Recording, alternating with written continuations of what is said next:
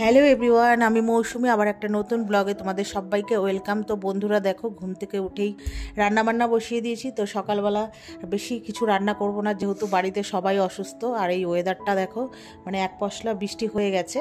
এটা 2-3 দিন আগের ভিডিও আর কি। তো যাই হোক, এখানে রান্না বেশি কিছু করবো না, সিম্পলভাবে পটল ভাজা আর ছোটো মাছের চচ্চড়ি এইসবই করব। তো এই যে দেখো, ডাক্তারখানায় মেয়েকে নিয়ে যাব, স্নান টান করে সব কাজকর্ম করেছি, ওগুলো আর ভিডিও করিনি যেহেতু মেয়ের প্রচণ্ডই শরীর খারাপ। তো মেয়েকে নিয়ে যাব, ডাক্তারের কাছে নাম লেখানো ছিল। তো ডাক্তারের কাছে ঘুরে এসেছি, প্রচুর লোক। তো এতক্ষণ মেয়ে বসে থাকতে পারবে না, মানে মেয়ের এতই শরীরটা অত্যন্ত খারাপ। তো আবার যেহেতু মার বাড়ির ওখানে, তো মার বাড়িতে চলে এসেছি। তো মেয়ে তো হাঁটতেও পারছিল না। তো যাই হোক, এই যে মেয়েকে নিয়ে এসেছি, ও মানে শরীরে একটা অস্বস্তি ভাব। তো যাই হোক, এসে বসলাম। তা মাকে বললাম একটু চা করো, খাই। তারপরে এই যে মা চা করলো, আর মেয়ে কিচ্ছু খায়নি, জোর করে একটু চা দিলাম। তো যাই হোক, আবার একটার সময় যেতে বলেছে।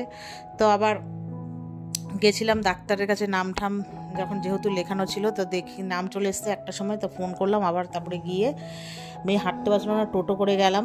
তারপরে এসে মেয়ে শুয়ে পড়েছে, মা এর লুচি আর তরকারি করেছিল, একটু দিল। এখন প্রায় 1:30টার কাছাকাছি বাজে। তো যেহেতু সকালবেলা ডাক্তারের পেছনে এতবার মানে গেছি আর এসছি, তো খাওয়া দাওয়া সেরম কিছুই হয়নি। তো মেয়েকে বললাম নে একটু খাও, কিছুতেই খেলো না, যেহেতু মুখে কোনো টেস্ট নেই। ওই দেখো জোর জবস্তি করছে, ও কিছুতেই খাবে না। বললাম খা একটু, তো ও আর খেলো না। যাই হোক, আমি খেলাম, আর কি করব। তো মারও তো জ্বর, মাও কিছু খাচ্ছিল না। তো মাকে বললাম একটু আমার সাথে সাথে বসে খাও, তারপরে খেলো। তো মেয়ে ওখানে শুয়েছিল, আমি আর কোনো ভিডিও করিনি। তো এটা দুপুর বাজে প্রায় 3টের কাছাকাছি। তো এখানে খেতে হয়েছি, মেয়েকেও তুলে নিয়ে এসেছি জোর করে। ও কিচ্ছুই খায়নি, শুধু টক ডাল খেয়েছে আর একটু পেয়ারা মৌসম্বি খেয়েছে, আর কিছুই খায়নি। তো এটা তারপরে সন্ধেবেলা সরাসরি আর সারাদিন ঘুমিয়েছে, শুধু ওষুধের দেখো, ওষুধ এনে এবার ওই ওষুধটা যেহেতু অ্যান্টিবায়োটিক দিয়েছে, এবার গরম জলে কী হবে ওটাকে আর কি গুলে খাওয়াতে হবে। তাই ওগুলো সব বের করেছে। এবার সব ওষুধ, সারাদিন তো ওষুধ ধরো পড়েনি, যখন আমি ডাক্তার দেখিয়ে এসেছি। ওষুধের দোকানটা প্রায় বন্ধই হয়ে গেছে 2টোর কাছাকাছি, ওই জন্য ওষুধ আর আনা হয়নি। এবার এই এখন বাজে প্রায় 8টার কাছাকাছি, ওষুধগুলো সব নিয়ে এসেছি। এবার সব আর কি ভাগে ভাগে রেখেছি, এবার পর খাওয়াবো। তা ওখানে গরম জল করে মিক্সিং করে নিলাম।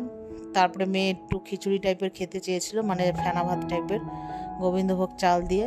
তো মা, আমি বললাম তাহলে একটু চাল দিয়ে ফেনা ভাত না করে একটু খিচুড়ি টাইপের করো, আমিও খাবো, সবাই তাহলে খাবে। তো যাই হোক, মা ওখানে ফেনা ভাত করেছে একটু সবজি টবজি দিয়ে, ফুলকপি আলু কুমড়ো টুমড়ো দিয়ে। এই যে আমি নিয়েছি, আর মেয়ের জন্য একটু বেড়েছি, বললো খাবে, দিলাম। সে তো খেলোই না, মানে কোনো রকম 2 চামচ খেয়ে আর খেতে পারছে না, মানে মুখ পুরো তেতো হয়ে গেছে।